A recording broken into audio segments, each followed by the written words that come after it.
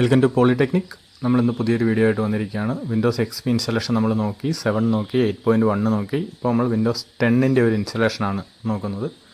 USB pen drive create ചെയ്തതിന് ശേഷം Windows 10 നമ്മുടെ ലാപ്ടോപ്പിലോ കമ്പ്യൂട്ടറിലോ എങ്ങനെ ഇൻസ്റ്റാൾ ചെയ്യാമെന്ന് നോക്കാം. ഇതിനാദ്യം വേണ്ടത് നമുക്കൊരു പെൻഡ്രൈവ്, മിനിമം ഒരു 8 GB സൈസിലുള്ള ഒരു പെൻഡ്രൈവ് നമുക്ക് ആവശ്യമാണ്. നമ്മുടെ സിസ്റ്റത്തിൽ അത് കണക്ട് ചെയ്യുക. ശേഷം നമ്മൾ ഓൺലൈൻ വിൻഡോസിൻ്റെ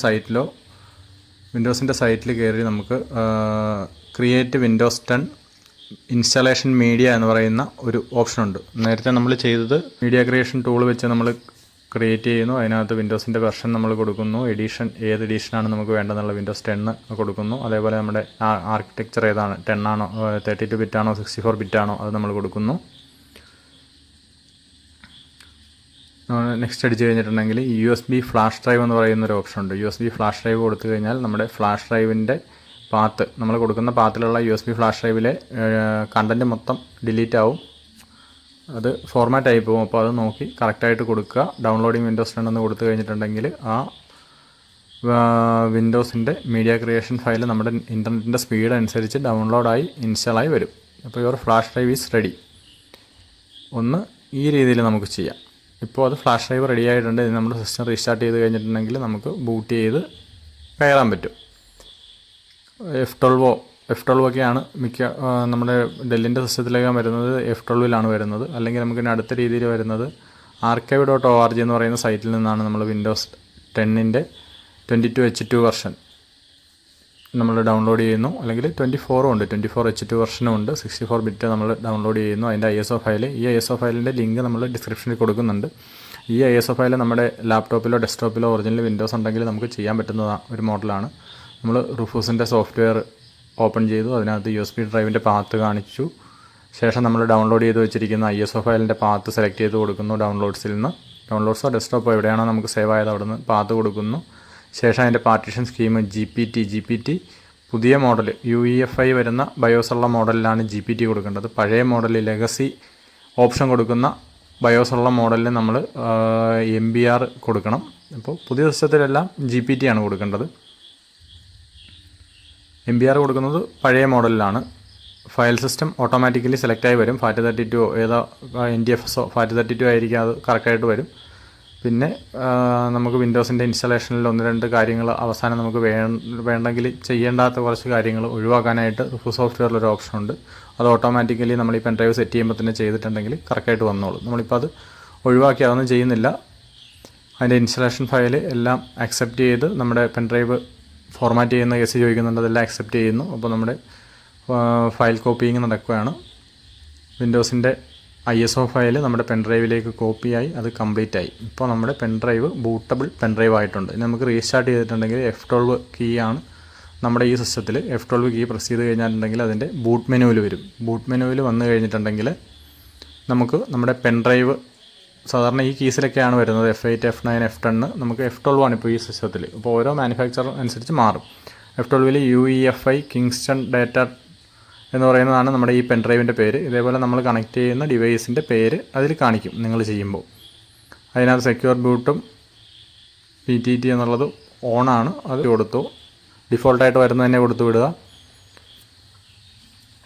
അടുത്തത് ഇൻസ്റ്റാൾ നൗ എന്ന് പറയുന്ന ഓപ്ഷനാണ്. ഇവിടെ നമുക്ക് പ്രോഡക്റ്റ് കീ ഉണ്ടെങ്കിൽ ഇവിടെ കൊടുക്കാം, അല്ലെങ്കിൽ I don't have product key എന്ന് പറയുന്ന ഓപ്ഷൻ ക്ലിക്ക് ചെയ്യുന്നു. പ്രോഡക്റ്റ് കീ പിന്നീട് നമുക്ക് ഇൻസ്റ്റാളേഷൻ കംപ്ലീറ്റ് ആയതിനു ശേഷം ആക്ടിവേറ്റ് ചെയ്യാവുന്നതാണ്. നമ്മുടെ സിസ്റ്റത്തിൽ വിൻഡോസ് ഉള്ള മോഡലാണെങ്കിൽ ഓട്ടോമാറ്റിക്കലി അത് ആക്ടിവേറ്റ് ആയിക്കോളും. വിൻഡോസിൻ്റെ ഏത് വെർഷനാണെന്നുള്ളത് നമ്മളിവിടെ സെലക്ട് ചെയ്യുന്നു. പ്രോ എന്നുള്ളത് അതിലേതാണെന്നുള്ളത് കൊടുക്കുന്നു. നെക്സ്റ്റ് അടിക്കുന്നു. അതിൻ്റെ ടേംസ് ആൻഡ് കണ്ടീഷൻസ് അക്സെപ്റ്റ് ചെയ്യുന്നു.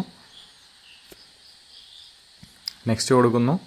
അപ്ഗ്രേഡ് ചെയ്യുന്നത് നിലവിലുള്ള വിൻഡോസിനെ അപ്ഗ്രേഡ് ചെയ്ത് പുതിയതിലേക്ക് വരാൻ വേണ്ടിയിട്ടാണ്. നമുക്കിപ്പോൾ കസ്റ്റം കൊടുത്തു കഴിഞ്ഞിട്ടുണ്ടെങ്കിൽ ഒരു ഫ്രഷ് ഇൻസ്റ്റാളേഷനായിട്ട് ഇത് ചെയ്യാൻ സാധിക്കും. അപ്പോൾ നമ്മളിവിടെ കസ്റ്റമാണ് കൊടുക്കുന്നത്. കസ്റ്റം കൊടുത്തു കഴിഞ്ഞാൽ നമ്മുടെ ഹാർഡ് ഡിസ്ക് അൺഅലോക്കേറ്റഡ് സ്പേസ് ആയിട്ട് ഫുള്ള് കാണിക്കും. നമ്മൾ അതിനകത്ത് ഒന്നല്ലെങ്കിൽ 2 ഡ്രൈവായിട്ട് ക്രിയേറ്റ് ചെയ്ത് ഒരു ഡ്രൈവ് സിയും 1 ഡിയും എന്നുള്ള രീതിയിൽ C ഡ്രൈവിലേക്ക് നമുക്ക് ഇൻസ്റ്റാൾ ചെയ്യാം. അല്ലെന്നുണ്ടെങ്കിൽ ആ പാർട്ടീഷൻ ഫുള്ളായിട്ട് വരുന്ന രീതിയിൽ ചെയ്യാം. അപ്പോൾ C ഡ്രൈവായിട്ട് ചെയ്യുവാണെങ്കിൽ നമ്മളൊരു സ്പേസ് കൊടുത്ത് C ഡ്രൈവ് ക്രിയേറ്റ് ചെയ്തു. ബാലൻസ് ഉള്ള സ്പേസ് നമുക്ക് രണ്ടാമത് ഒരു ന്യൂ കൊടുത്തിട്ടുണ്ടെങ്കിൽ അതും ഒരു ഡ്രൈവായിട്ട് ക്രിയേറ്റ് ചെയ്യാൻ സാധിക്കും. ഈ ക്രിയേറ്റ് ചെയ്ത് കഴിഞ്ഞിട്ടുണ്ടെങ്കിൽ നമ്മൾ ഫസ്റ്റ് ഓപ്ഷൻ കിടക്കുന്ന ഡ്രൈവ് പാർട്ടീഷൻ 2 എന്ന് പറയുന്ന ഓപ്ഷനിൽ ക്ലിക്ക് ചെയ്ത് നെക്സ്റ്റ് അടിച്ചിട്ടുണ്ടെങ്കിൽ ആ ഡ്രൈവിലേക്ക് OS ഇൻസ്റ്റാളേഷൻ ആരംഭിക്കും. നമുക്കിപ്പോൾ ആ രീതിയിലല്ല ചെയ്യുന്നത്. നമ്മളിത് ഡിലീറ്റ് ചെയ്ത് കളഞ്ഞിട്ട് നമ്മൾ ഈ ഡ്രൈവ് ഫുള്ളായിട്ട് വിൻഡോസ് ചെയ്യാൻ പോവുകയാണ്.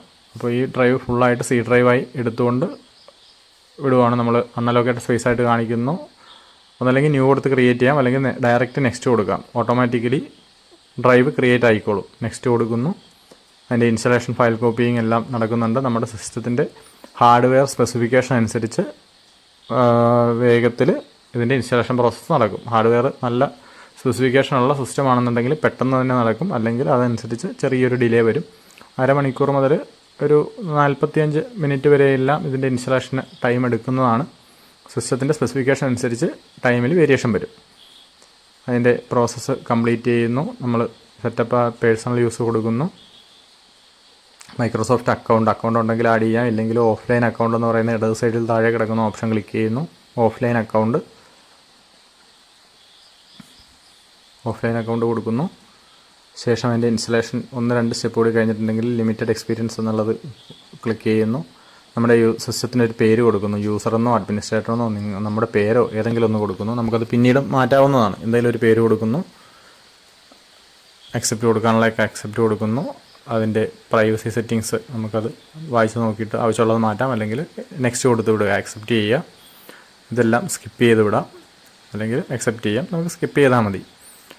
പിന്നെ അതും നോട്ട് നൗ കൊടുക്കുക. അപ്പോൾ നമ്മുടെ വിൻഡോസിൻ്റെ ഇൻസ്റ്റാളേഷൻ ഫൈനൽ സ്റ്റെപ്പിലേക്ക് എത്തിയിട്ടുണ്ട്. വിൻഡോസിലേക്ക് നമ്മൾ ഡയറക്റ്റ് ബൂട്ട് ചെയ്ത് കയറുകയാണ്. വിൻഡോസിലേക്ക് എത്തിക്കഴിഞ്ഞിട്ടുണ്ടെങ്കിൽ നമുക്ക് നമ്മുടെ ഡിവൈസ് വിൻഡോസ് നമ്മൾ ആക്ടിവേറ്റ് ചെയ്തിട്ടില്ല. സീരിയൽ കീ അറിയാമെങ്കിൽ സീരിയൽ കീ കൊടുത്ത് ആക്ടിവേറ്റ് ചെയ്യുക, അല്ലെങ്കിൽ അത് ഓട്ടോമാറ്റിക്കലായിട്ട് എടുത്തോളും. അല്ലെങ്കിൽ നമ്മൾ സീരിയൽ കീ വാങ്ങി ഇത് ആക്ടിവേറ്റ് ചെയ്യേണ്ടി വരും.